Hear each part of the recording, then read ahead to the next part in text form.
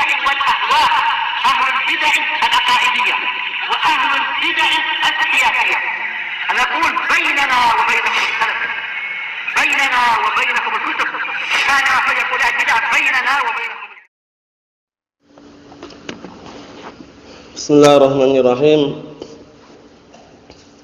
Alhamdulillahilladzi arsala rasulahu bil huda wa dinil haqq liyudhhirahu 'alad dini kullihi wa kafaa billahi shahida. Wa asyhadu an la ilaha illallah wahdahu la syarika lah wa asyhadu anna Muhammadan 'abduhu wa rasuluh sallallahu alaihi wa ala alihi wa sallama tasliman mazida la nabiyya ba'dah. Ikhwani fid din, azzani wa azzakumullah. Kita lanjutkan bacaan kita terhadap At-Tafsir Al-Muyassar. Sekarang kita masih berada pada surat Ali Imran. Ayat yang terakhir kita ambil adalah ayat yang ke-86.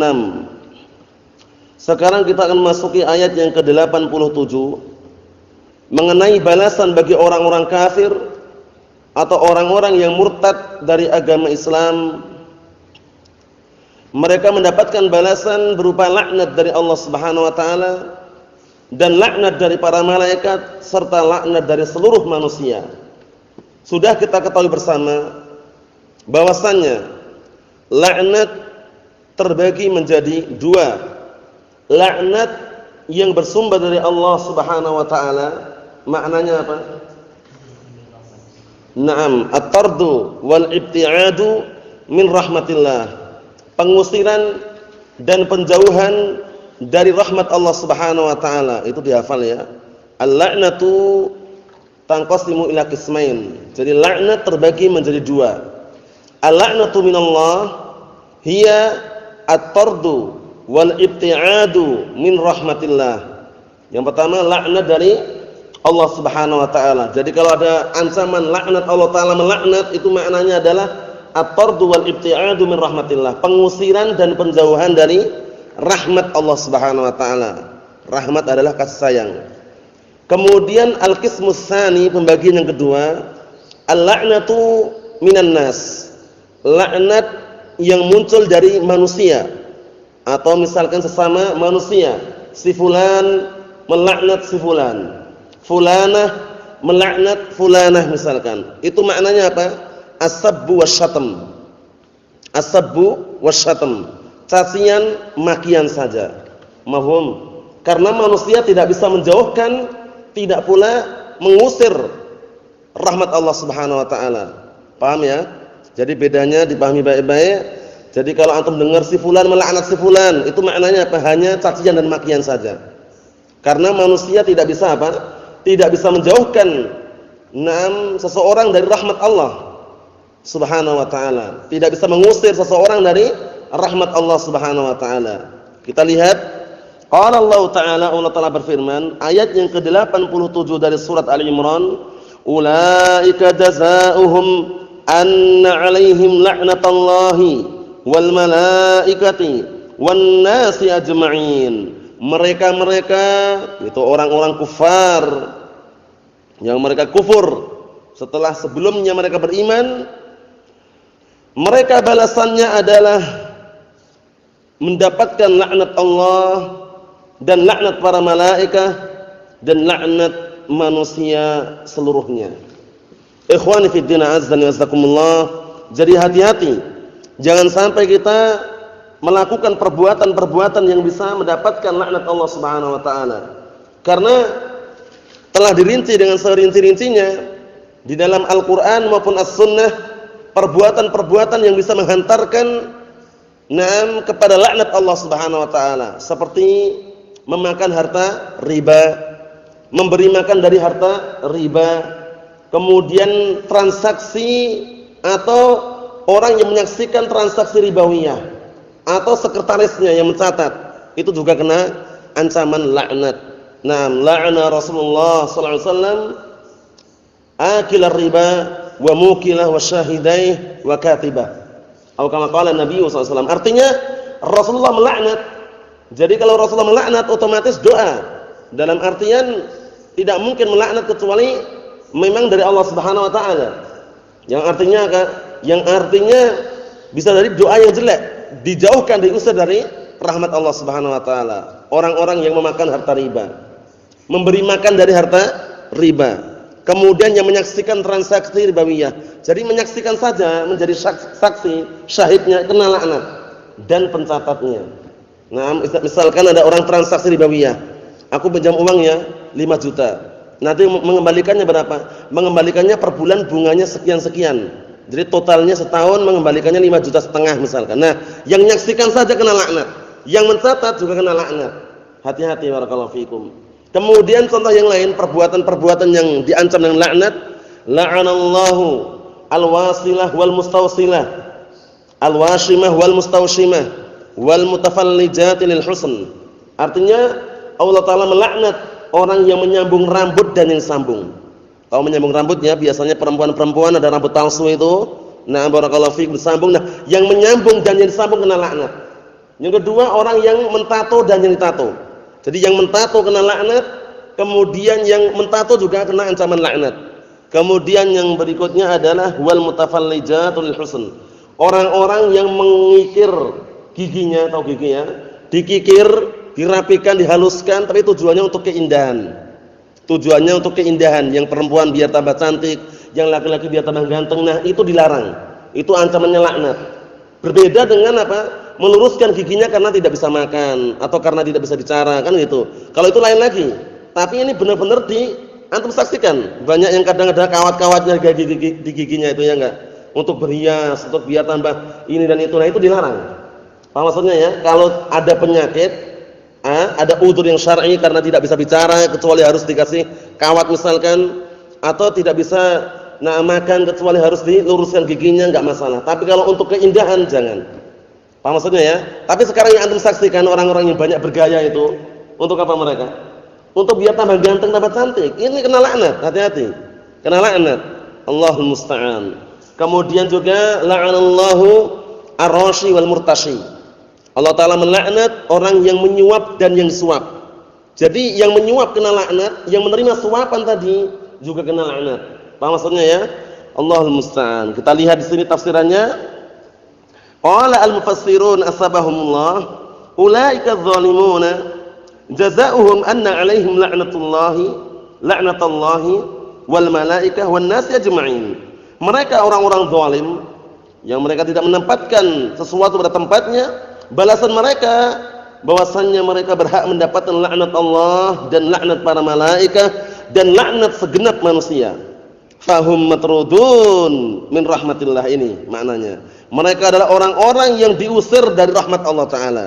Semakin jelas berarti ya, nanti kalau ditanya apa laknat yang muncul dari Allah taala, jawabnya penjauhan dan pengusiran dari rahmat Allah Subhanahu wa taala. Apa laknat yang berlangsung atau yang munculnya dari sesama manusia? Jawabannya adalah as-sabu wasyatm, cacian dan makian saja. Naam. Barakallahu fikum hafizakumullah. Kemudian ayat yang berikutnya, ayat yang ke-88 masih menjelaskan tentang keberadaan mereka nanti di neraka bagaimana. Qala Allah taala berfirman, khalidina fiha la yukhaffafu anhumul adzabu wala hum yunzarun. Dalam keadaan mereka nanti kekal di dalam api neraka, tidak diperingan sedikit pun untuk mereka azabnya. Tidak pula mereka ditolong atau ditunggu-tunggu. Maksudnya bagaimana? Maksudnya tidak ditunggu azabnya, segera terus azab itu. Paham ya? La yamutu fiha wala yahya. Tidak hidup, tidak mati, merasakan terus. La yughni, barakallahu fikum, la yusminu. Apa itu? Apa dalam ayat itu la yusminu apa? La yusminu wa la yughni min ju'. Jadi makanan penduduk neraka itu la yusminu wa la yughni min ju'. Maksudnya bagaimana? Tidak bisa membuat gemuk, tidak pula menghilangkan lapar. Jadi semakin lapar terus. Dan juga tersiksa di situ. Allahul musta'an. Ngeri sekali. Itulah keberadaan orang-orang yang diusir dari rahmat Allah Subhanahu wa taala. Qala al-mufassirun asbahumullah, perhatikan tafsirannya itu. Makisina finnar. mereka tinggal lama di dalam neraka tersebut. La yurfa'anhumul 'adzab qalilan yastarihu. Mereka tidak dihilangkan azabnya, tidak diangkat azabnya sedikit pun, yang akhirnya mereka bisa istirahat. Enggak ada istirahat di sana itu. Allahumma musta'an, ngeri sekali. Wala yu'akhkhar anhum lima'dziratin ya'tadiruna biha, dan tidak akan diakhirkan, tidak akan ditunda azab mereka dikarenakan alasan yang mereka membuat alasan. Alasan apapun enggak diterima di situ nanti. Paham ya? Semuanya jelas. Paham maksudnya ya? Tidak ditunggu lagi, azab disegerakan. Allahul musta'an. Kemudian berikutnya ayat yang ke-89, pengecualian. Kecuali orang-orang yang mau tobat. Kecuali orang-orang yang mau tobat. Nah, barakallahu fikum, karena kalau orang-orang mau tobat itu nanti dapat ampunan, tapi tobat yang benar ya. Karena taubat enggak sembarangan, taubat ada syarat-syaratnya. Taubat ada syarat-syaratnya dan juga ada waktu-waktunya. Nah, agar diterima taubatnya dan juga dikabulkan doanya oleh Allah Subhanahu wa taala. Syarat-syarat taubat yang sudah kita lewati berkali-kali. Pertama,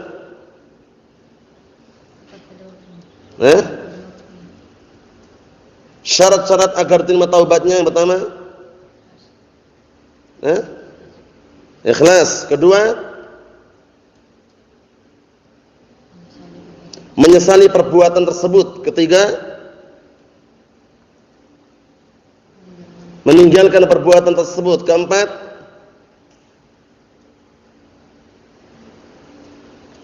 apa? Keempat,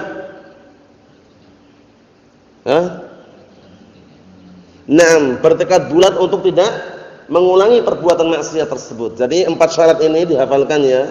6 syurutut taubah. Jadi syarat-syarat taubat itu agar diterima oleh Allah Subhanahu wa taala. Pertama, ikhlas. Kedua, meninggalkan perbuatan maksiat tersebut. Ketiga, menyesali. Jadi enggak boleh dia taubat tapi enggak menyesal. Harus menyesali. Yang keempat apa? Berazam kuat, bertekad bulat untuk tidak mengulangi perbuatan maksiat yang dia sudah bertaubat darinya. Paham?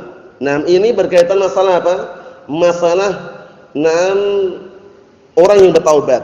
Adapun waktunya enggak sembarangan. Jangan menunda-nunda yang namanya taubat. Segera bertaubat, karena ada 2 waktu yang taubat itu sudah enggak diterima lagi. Kapan dan kapan? 2 waktu enggak ada lagi kesempatan taubat. Kapan dan kapan? Ketika nyawa sudah sampai di kerongkongan. Kedua, ketika matahari terbit dari arah barat. 2 waktu tersebut sudah terputus pintu taubat. Naam, innallaha yaqbalu taubatal 'abdi ma lam yugharghir. Sesungguhnya Allah Subhanahu wa taala senantiasa menerima taubatnya seorang hamba selama nyawa belum sampai di kerongkongan. Paham ya? Nah, kemudian juga dalam hadis yang lain, wala tanqati'ut taubah hatta tatlu'us syamsu maghribiha, dan tidak terputus pintu taubat hingga matahari terbit dari arah barat. Apa maksudnya ya? Nah, 2 waktu tersebut jangan sampai barakallahu fikum mengenai diri kita, dalam artian segera bertaubat. Karena bertaubat itu untung atau tidak? Beruntung atau enggak? Beruntung. Allah Ta'ala berfirman dalam Al-Qur'anul Karim, wa tubu ilallahi jami'an ayyuhal mu'minuna la'allakum tuflihun.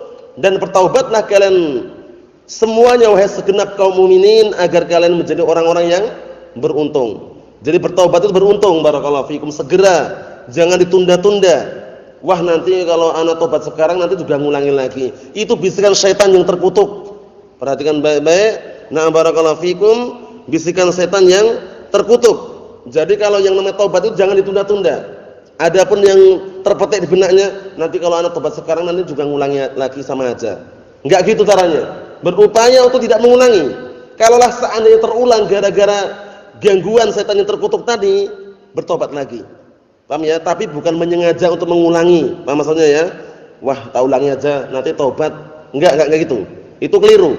Tapi bagaimana? Dia berupaya ketika bertobat tidak mengulangi. Tapi taruhlah terjatuh lagi. Yang namanya manusia ya, terjatuh lagi kok terulang lagi. Untuk yang kedua kalinya misalkan, maka segera bertobat juga. Apa maksudnya ya? Yang keliru dia menyengaja mengulangi dengan alasan nanti taubat. Nah, maksudnya itu ya. Na'am barakallahu fikum.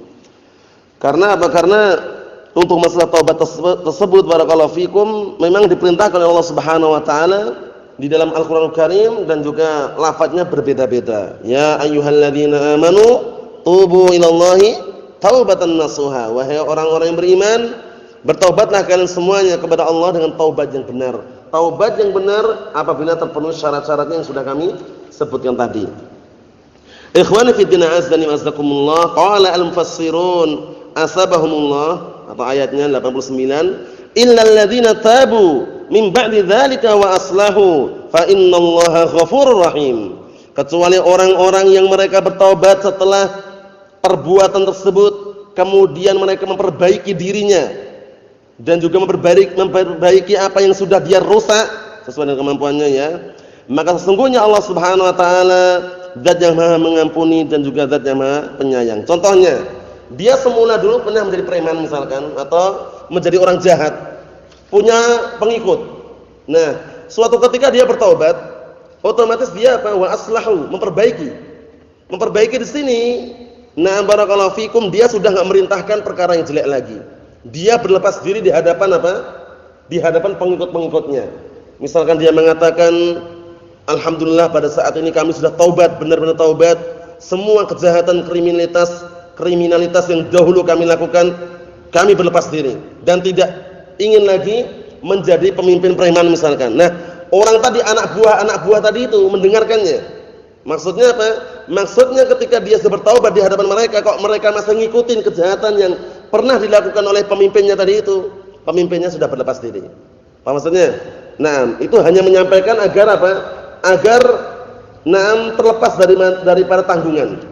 Paham ya? Karena nanti terkesan pengikut-pengikutnya kan masih ngikutin jejak jeleknya. Nah, dia cukup menyampaikan sesuai dengan kemampuannya. Tak sampaikan pada hari ini aku sudah enggak jadi preman lagi, semua yang dulu kami lakukan itu keliru dan aku bertobat kepada Allah Subhanahu wa taala, semua kejahatan yang kalian nisbahkan kepada kami berlepas diri. Sudah selesai.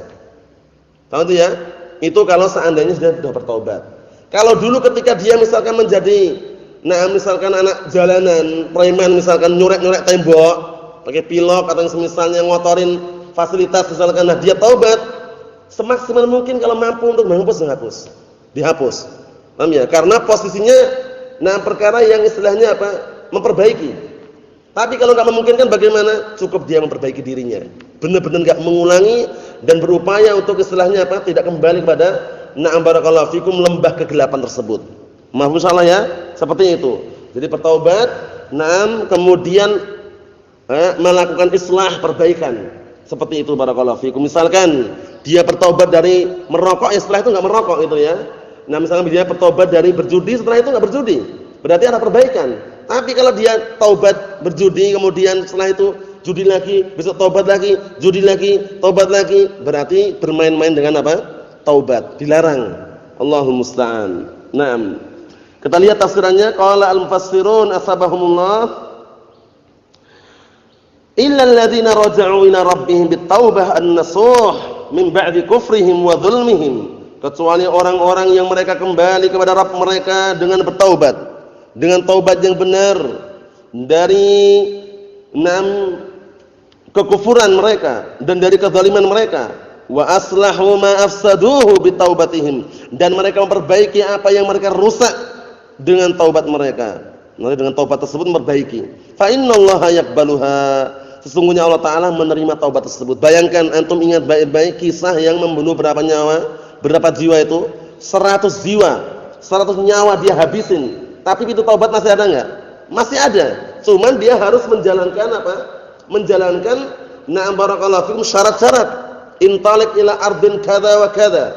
Pergilah kamu ke bumi yang sebelahnya. Maksudnya bumi yang baik. Jangan lagi di bumi yang jelek tersebut. Fa innaha ardus su'. Sesungguhnya bumi yang kamu sekarang berada di dalamnya, yang kamu sudah membunuh 100 jiwa, bumi yang jelek. Intalik ila ardin kada. Pergilah kamu ke bumi sebelah. Fa inna hunaka unasan ya'budunallaha fa'budillaha ma'ahum. Karena sesungguhnya di sana itu ada manusia. Mereka beribadah kepada Allah, ibadahlah kamu bersama mereka. Ini syaratnya. Kalau dia ingin bertaubat benar. Akhirnya benar orang tadi yang sudah membunuh berapa jiwa tadi? 100 jiwa, pergi dia. Nah, ketika sampai di tengah perjalanannya, tiba-tiba Allah Ta'ala mencabut nyawanya. Akhirnya datanglah dua malaikat, malaikatul rahmah dengan malaikatul azab. Malaikat rahmah ingin mengambil nyawanya, mengambil ruhnya. Wah, ini berarti dimasukkan surga ini, karena benar-benar bertaubat. Malaikatul azab mengatakan, oh tidak bisa, dia belum beramal-amalan kebaikan, belum sampai bertujuannya. Akhirnya debat antara malaikatul rahmah dengan malaikatul azab. Paham ya? Akhirnya setelah itu barakallahu fikum, datanglah malaikat lagi penengah. Jadi ternyata di perdebatan tersebut datang malaikat lagi menengahi, mengatakan kalau seperti itu, kisu, ukurlah. Ukurlah tanah mana yang paling dekat. Maka nanti yang tanah yang paling dekat itu akan apa? Akan dia nanti yang mengambilnya. Maksudnya dekat mana tanah yang dia tinggalkan, bumi yang dia tinggalkan atau bumi yang dia tuju gitu loh. Kalau bumi yang dia tinggalkan itu lebih dekat, barakallahu fikum, maksudnya apa? Maksudnya lebih banyak bumi yang dia tuju, nanti yang ngambil malaikat rahmah. Tapi kalau masih dekat bumi yang dia tinggalkan, bumi yang dia tinggalkan, maka yang ngambil malaikatul azab. Tapi ternyata setelah diukur, lebih dekat mana? Lebih dekat bumi yang dia tuju. Paham ya? Akhirnya yang mengambil siapa? Malaikatul rahmah. Syahidnya di sini dalam kisah tersebut, bayangkan membunuh bukan satu nyawa, dua nyawa, 100 jiwa dibunuh, tapi diampuni, bayangkan. Tetap diterima taubatnya, karena yang namanya taubat sebagaimana firman Allah Subhanahu wa taala, "Inna qul ya ibadiyalladzina asrafu ala anfusihim la taqnatu min rahmatillah, innallaha yaghfirudz dzunuba jami'an." Wahai orang-orang yang kalian, atau wahai orang-orang yang mereka melampaui batas, maka jangan sekali-kali mereka merasa putus asa dengan rahmat Allah Subhanahu wa taala.